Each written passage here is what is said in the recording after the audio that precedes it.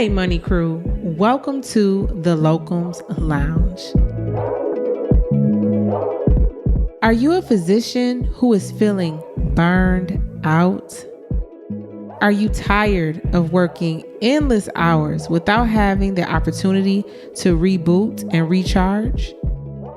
Do you wish you could negotiate more money and work on your own terms? Are you interested or kind of heard of locum tenens work but aren't quite sure where to get started?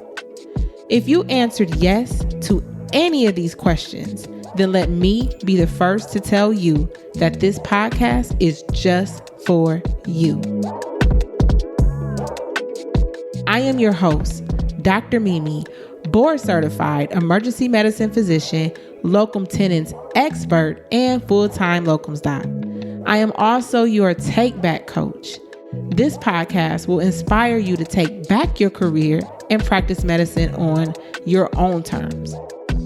I will help you to successfully develop the strategies that will help you break free from the mindset that you work for your job and instead take back your career and let your job work for you. You can be happy while practicing medicine. You can avoid burnout, and yes, you absolutely can make more money. All right, well, let's get into it. Hi, I'm Dr. Jamila Goldsmith, your host of the Locums Lounge, and I'm here this evening at ASEP Las Vegas with Dr. Joffre Johnson. He hails from Austin, Texas, and I am so excited to talk to him about his journey through locums and to share with you some of his pearls of wisdom. He definitely has some. So, sure. Dr. Johnson, tell us a little bit about just tell me about your journey through medicine. I know you have a unique experience where you've had some part-time experience working for, a contract management group, and then you've also done some locums on the side. Tell me about your journey. Yeah, so my journey started, Mobile, Alabama. Went to high school in Mobile, lived for a time in New Orleans too, did undergrad at Xavier University, XU, and then medical school at UAB, the University of Alabama at Birmingham. When it came time for fourth year, I actually rotated with you as a fourth year medical student. You held it down for me. Yes, let me tell you. Yeah. Yes, this is my absolutely. Big sister. Yes, this is my bro, for real. Yeah. So that's why I'm so excited, because it's been so cool to watch you navigate through your whole medical career. I just appreciate learning from you, always having a helping ear just to be able to lend to me whenever I have things to go through. So we fast forward going through USC. And when it came time to find an actual job, I wanted to be able to have a situation where I could work part-time, but also have benefits, and then have the flexibility to choose my own schedule. Right. That led me to a group in Michigan that was called EPMG. It was Democratic and physician-owned. Within that, that was July of 2017 when I came out. Things were good that first part. I remember you had a good job. I know how I'm gonna do this. I'm doing the locums on the side. And passed my boards. That was the first hurdle. And then lo and behold, Envision comes and buys the buys the group. And essentially all benefits for part-time employees were canceled after that. Mm-hmm. So I had to refocus and rethink my life. Thankfully, by that time, I had my full license. I was board certified. Mm-hmm. And I was able to start picking up locum shifts all around several cities in Michigan, in Bay City, Hillsdale, and Lansing, to name a few. Okay. And it was a good experience being able to be out of, a resource-rich setting, going into some rural settings and even some more busy urban environments that reflected better what UOC was. The first job I had was actually a community affiliate of the University of Michigan in Ann Arbor, so the acuity just wasn't the same. So it was good to be able to see a little bit more high acuity work. What you said is so common. People take their first job and then find out either that one, it's not what I thought it was going to be, or what they advertised when I got here, it wasn't quite the same. Or so many people say, my contract got sold after I got there, and all the perks of why I went ended up drastically changing. Yeah. And with that, a financial hit. So it makes you start to rethink what am I doing? Is this what my career is going to look like? What's my next steps? So it's really cool to hear how you turn things around, and tell us a little bit about that. Yeah. So from that standpoint, things are going well in Michigan. I had always wanted to move back south to be closer to family. And then Texas had always been on my mind, because of a favorable tax state with no state income tax. And tort reform. We practice in a high-risk specialty, so being in an environment that could foster that was great to me. And I feel like at the time, like the locums game was really popping. It was. Yes. Yeah. So I still wanted and desired to have a full-time job with benefits and do locums on the side. I wasn't ready to just foray into locums solely on its own. So one of my alumni at UOC worked for USACS at the time. USACS wasn't hiring in Austin. It was a very saturated market and a favorable high cost of living city that people want to move to. And when I got there, they thankfully gave me a part-time role, and I was able to start picking up shifts all over Texas, basically. I would go back to Michigan to my sites initially while I was waiting on credentialing. But I was credentialed in Alice, Beeville, Clearburg, Rockport, Eagle Pass, Corpus Christi, Fredericksburg, Bastrop, Smithville. So all of these cities that I would, make myself available to do shifts. COVID hits, and it's tough. It's a frustrating time. With acuity levels at an all-time high, with resource-rich situations very few and far between. So being at some of these smaller sites, many of them are on the border, brought a different challenge and element to itself, because people didn't want to work from the standpoint of either getting sick or leaving EM, whether it's from physicians to nurses to techs. There was a great need, and honestly, in a blessing sort of way that I look at it, that need I was able to foster and to be able to pick up additional locums work. I remember that because I remember because we were in the height of COVID, and the locums game had really changed for some people, and so like contracts were drying up in some areas, but in the areas where like that were getting heavy hit with COVID, like opportunities were coming along to do like ICU stuff, to do like go to these like remote places and actually really make some good money. And I remember you grinding it out during that time. It was 20 to 24 shifts a month, probably from 2020 all the way through most of 2021. Before, frankly speaking, I just got burnt out doing it. But monetarily, it was great because there would be bonuses that would be offered several thousand range for each shift that you would pick up. And that really helped, address debt. So I was able to become debt-free from that standpoint within the span of, thankfully, the COVID pandemic in a way. Wow, that's powerful. Hopefully we never have to go through anything like that again, but you definitely took advantage of the situation for your benefit. Yes, absolutely. One of the things we think about with doing the work we do in locums is there's always a need at these sites because there's some base level of dysfunction that's there, whether that be from an administrative standpoint or a difficult patient population that maybe people don't necessarily want to treat, or whether it just be, from the surrounding areas of access from whatever subspecialty services you have and transfer partners.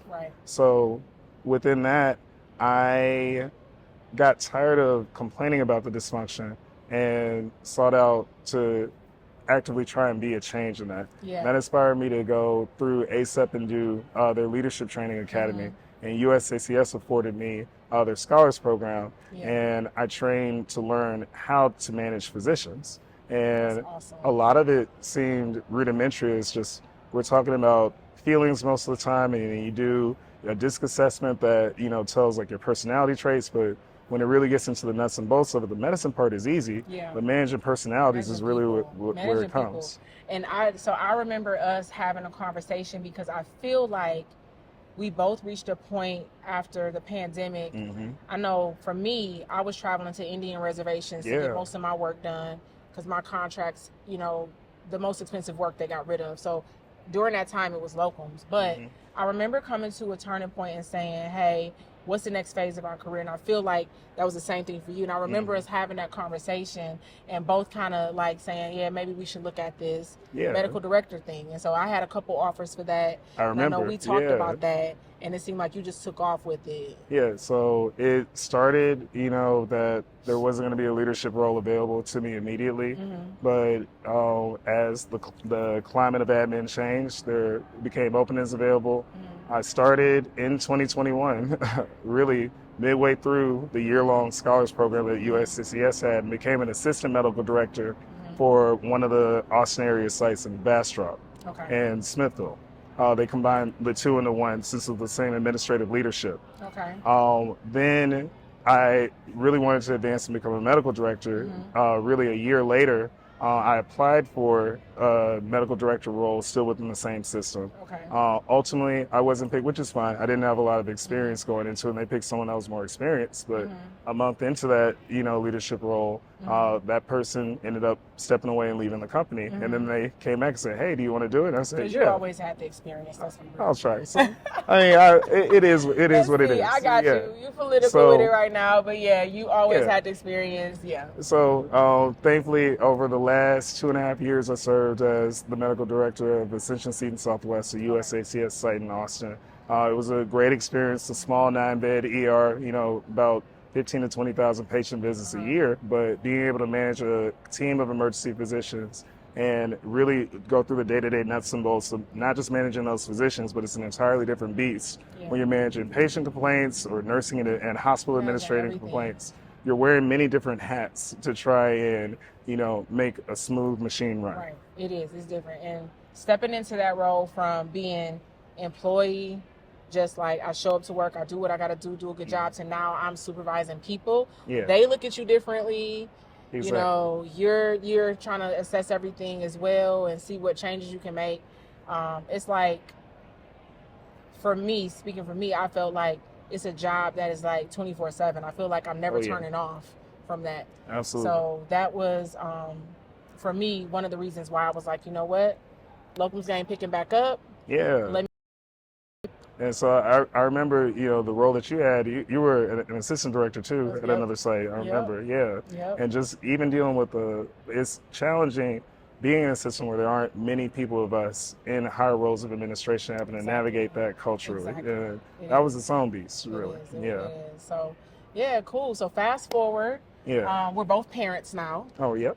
And now we're navigating through career and parenthood. Yeah. And I know you're making some changes in the way you practice medicine right now. Tell me a little bit more about that. Yeah, so really in having the first USACS admin role I had, I wanted to look for more just because the company I worked with was great in that sense, but I wanted to seek more with my time. Yeah. And locums has always been in the back of my mind just from the souring experience that I had through Envision. Yeah. I wanted to be able to be flexible. Yeah. And in being flexible with the way my job would be, I don't want to just put all my eggs in one basket. Absolutely. I learned that lesson the hard way. And so Austin and the state of Texas, there's an ecosystem of freestanding ERs that are able to provide care outside of the hospital systems that are great, where you're able to spend time with patients. It's lower volume work, and you really get to do the nuts and bolts of being a physician and spend time with people. Right. So I started doing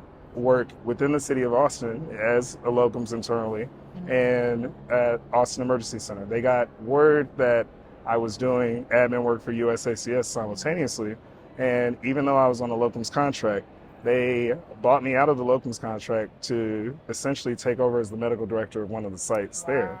Okay. So from the time span of, let's say, 2022 till now, I had been managing admin roles in two different, one a hospital setting, one a freestanding, and that was a challenge in itself. So in order to balance the time and be able to spend with family, I had to cut that out, basically. So one job had to, give way, essentially. Wow.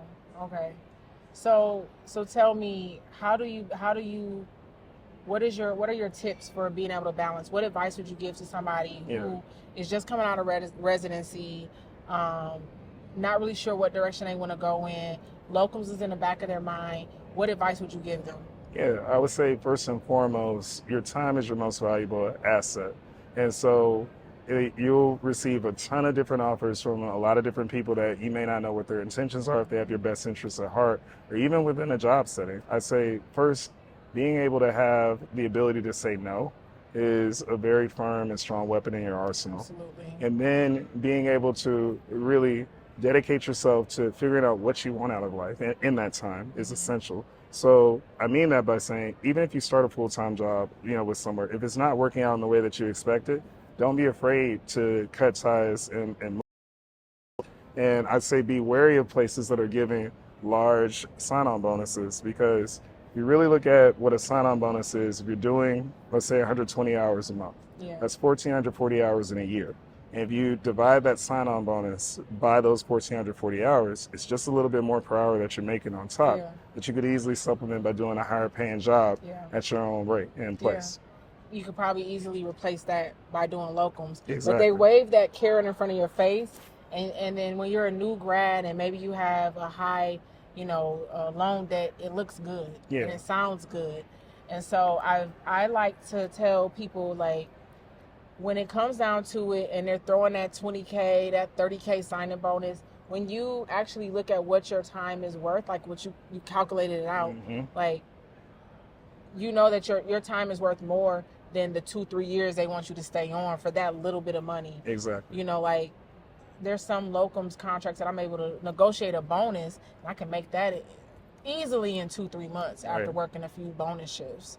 So I've been noticing and saying this, very rarely do I hear that residency programs are talking about locums as an option, but I do think that's something that you should keep in your toolbox, and we should know about it, because our job is hard enough as it is, and being able to say, okay, how can I make this easy for me, and being able to know that you have some different options, and maybe those options are outside of the box. We're blinded to the business side of medicine. I don't know whether that's intentional or by design in and of itself, but it almost seems like in a lot of residency culture, it's a dirty word to talk about wanting to be compensated for the work that you do as a physician. So, one of my biggest things, as far as outreach goes within our locum section, has been to really educate physicians on, the options of incorporating. So everybody here is just start an LLC, start a business. Well, what does that really mean for you as far as the structure that you set for yourself as a corporate entity, and how that's going to relate to where you work and what your tax burden is going to be and how that affects your overall income. So it's huge. You were dropping some wisdom on that. Like, your presentation is awesome. The way that you break all that down had me wondering, do I need to revisit my tax structure? What am I doing? So there's always something we can learn, and Absolutely. I'm just grateful that you're able to sit down with me and talk, so we can share some of this knowledge with the Locums Lounge. And I'm definitely looking forward to seeing, your career as it moves forward. I appreciate it. And definitely look forward to, having you back in the future. So thank fantastic. you so Thank much you. for taking the time. Thank you with for us. being here and bringing me on always. Yes. Absolutely. Yes, ma'am. All right. So tune in to the next episode. Thank you for taking the time to talk about locums with us today. Reach out if you have any questions.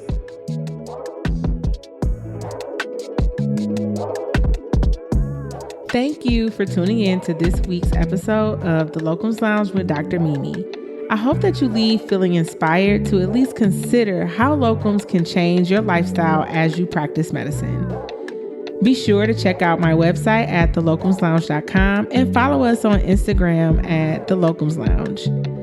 Look forward to hearing from you next week, and thank you for tuning in. Until next time, have a great week.